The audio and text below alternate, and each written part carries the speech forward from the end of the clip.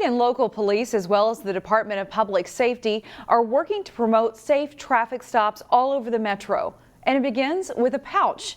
Nina Bupasavan shows us what it's all about. It's called the Not Reaching pouch, and it looks like this. And the way it's designed is that it clips right into your car's vent so that it's visible, so that you don't have to reach for your license and registration.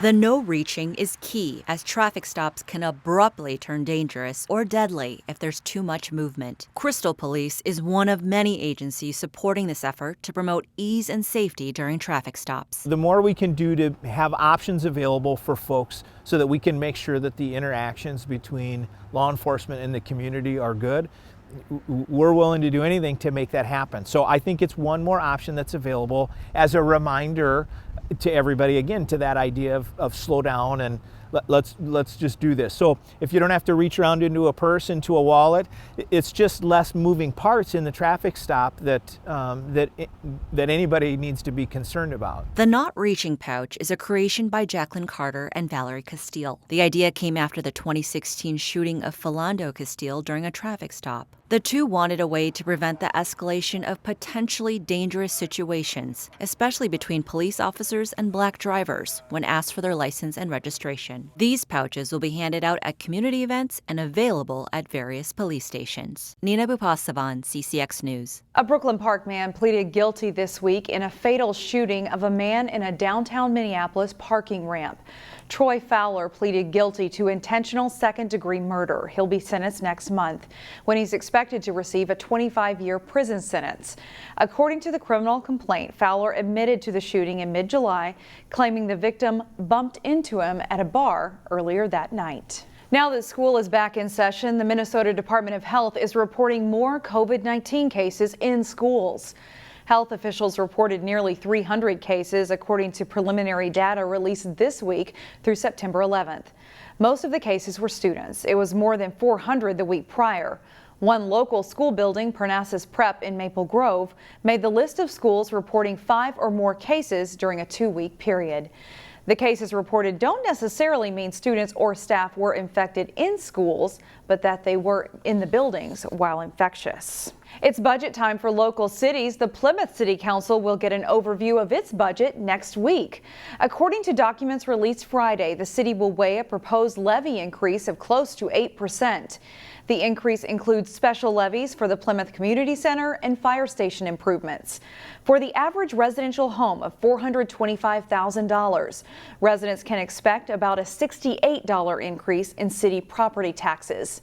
The City Council is expected to vote on its preliminary levy at its September 28th meeting. Brooklyn Park residents can begin to expect phone calls from a survey company to gauge their opinions on certain issues. One of the issues the city wants feedback on is the keeping of chickens. The City Council previously rejected a proposal to allow homeowners to keep chickens. That was 2 years ago. Current city code defines chickens as farm animals and only allows them on properties of 5 acres or larger. The resident survey will also have questions on water softening and ranked choice voting. And there's a traffic detour to tell you about this weekend. Westbound Interstate 394 between I-94 and Highway 100 will be closed from 10 p.m. Friday through early Monday morning. Drivers can use the HOV lane on that route. MnDOT crews are restriping the road from 4 lanes to 3 lanes now that the I-35W project is complete. This weekend, you can take in a local theater classic as a West Metro Theater Company celebrates its 10th anniversary. Neil Persley has the story in today's Weekend Showcase. A deer, a female deer. The Sound of Music is an iconic story that has stood the test of time. Since the movie debuted in 1965, it became a beloved family classic as well as a Broadway play. It's extremely relatable. Everybody can understand a situation where you have to make a stand. Soar Regional Arts presents The Sound of Music on stage at St. Michael Middle School West through September 26th. It's a story that continues to resonate across generations. You either be true to yourself and be an example for your family and be an example for your friends, or you just roll over and just let things happen. The Sound of Music celebrates Soar's 10-year anniversary. The quality program continues to draw talent from across the Northwest Metro. Willy Wonka was the first show that we did. A fun fact, Ryan, who plays Captain Von Trapp, was our Willy Wonka. If you love the movie, you'll love the play. The Sound of Music is so classic, and it brings such a nice, heartwarming feeling of like a sense of family and hope and dreams, like wanting to follow your dreams. You will be wowed by the Nun chorus.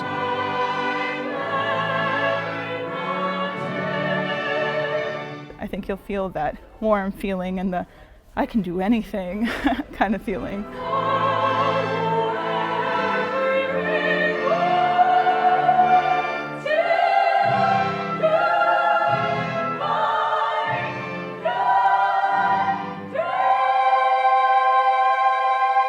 For Weekend Showcase, Neil Persley, CCX News.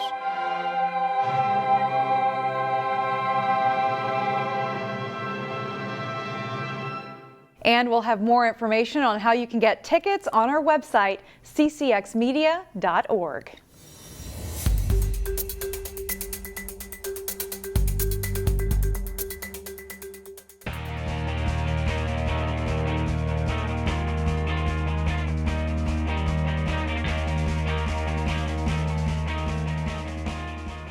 Because goals are often hard to come by in soccer, players who can score consistently are highly valued. But sometimes a defender comes along who has the skills to impact the game. That's the role Miles Akhigbe plays for the Wayzata boys soccer team. Here's Jason Malillo with our first CCX Sports Spotlight of the school year. Miles Akhigbe is a unique defender. As a defender, you're supposed to play simple. Being creative can lead to a lot of mistakes in the back.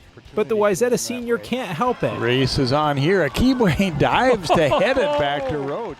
He makes highlight reel plays while also being probably the best center back in the state. For starters, he's a lockdown one-on-one defender. He is really tough to beat. Wonderful center back, probably the strongest backbone on the defensive line. Athletically, he covers so much ground. He's very mobile. So he's got the whole package, athletically, plus just the technical ability to win 1v1 tackles. He's smart, he's fast, he's physical. He knows where the ball is going before the ball is even there. And he's always just one step ahead of the whole game. Akhigbe and fellow captain Peter Melquist anchor a terrific back line for the Trojans. It's a group with high talent that takes pride in shutting down opposing offenses. I think it's just part of my nature. I never like getting scored on. That just comes natural to him, and he just understands the game so well. That's a key point to our backs. All of them, their soccer IQ is off the charts. I feel like I read the game pretty well, and as a center back, I see everything on the field. So just everything's in front of me. I can talk to my midfielders about what to do. Still, as much as Akhigbe enjoys preventing goals, he contributes on offense as well. Akhigbe with the header, and it will bounce in. Chipping in with 6 markers last season. Your mind just goes blank and you're just happy. You're just like in a state of joy, celebrating with your teammates. With an eye toward playing college soccer next year, Akhigbe is continuing to refine and improve his game. The past couple of years, I feel like I've gotten more technical with just being comfortable on the ball. So I feel like that comes with it, just being comfortable with the ball, knowing my capabilities of what I can and can't do. Several Division I programs are recruiting Akhigbe. That's the future, though. In the present, Wayzata is undefeated and ranked number 1 in Class 3A. The Trojans will likely take aim at a section title next month and a berth in the state tournament. Akhigbe and his teammates are eager for the chance after last year's abbreviated postseason. It hurt a lot knowing all the seniors because we're a tight-knit group. That's what we try to be every single year. Just knowing them personally and how much it hurts them not to be able to achieve their dreams of winning a state championship.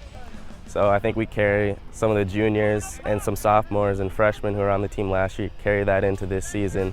Jason Malillo, CCX Sports. Akhigbe and his teammates are blessed with great coaches at Wayzata, one of whom is celebrating his 30th year with the Trojans. Here again is Jason Malillo. Drop in there, Miles. What keeps a person doing the same thing for 3 decades? I enjoy the game. This is the best part of the day for me and the best part of the year for me in terms of coming out and being around the guys, being around the game, being around the coaches. This is Jeff Kurtzen's 30th year as an assistant soccer coach at Wayzata High School. Kertson certainly takes pride in the Trojans' success, which includes state titles in 2005 and 2017. But over the decades, his approach to coaching has changed. When I first started, it was probably more, for the X's and the O's and those kinds of things in terms of the dynamics of the game. As I've gotten older and coaching, it's a little bit more about the life philosophies and some of the things that we can bring to the table that probably help them along with not only soccer decisions, but then also life decisions. Kurtzen was a student athlete at Wayzata, graduating in 1978 and started his coaching career shortly thereafter. It's 43 years total on the sidelines for Kertson, and no plans to retire anytime soon. I still love the game, still love to teach and love to coach. Jason Malillo, CCX Sports.